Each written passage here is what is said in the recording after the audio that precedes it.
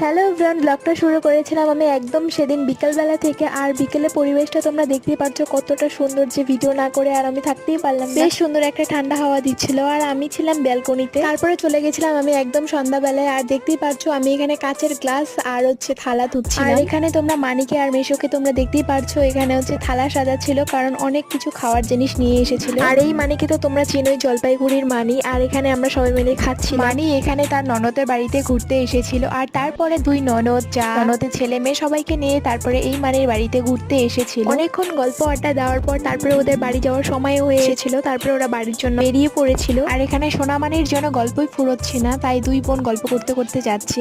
আর তারপরে মানি তাদেরকে একটু এগিয়ে দিতে যাচ্ছিল। আমরা আর নিচে নামিনি, তো আমরা উপর থেকেই সবকিছু দেখছিলাম ব্যালকনিতে দাঁড়িয়ে। আর এত সুন্দর আবহাওয়া দেখে আমাকে আর ঘরে যেতেই ইচ্ছে করছিল না। তো যাই হোক, আজকের ভিডিওটা এই পর্যন্ত। ভালো লাগলে লাইক করে দিও। দেখা হচ্ছে নেক্সট ভিডিওতে, ততক্ষণে ভালো থেকো।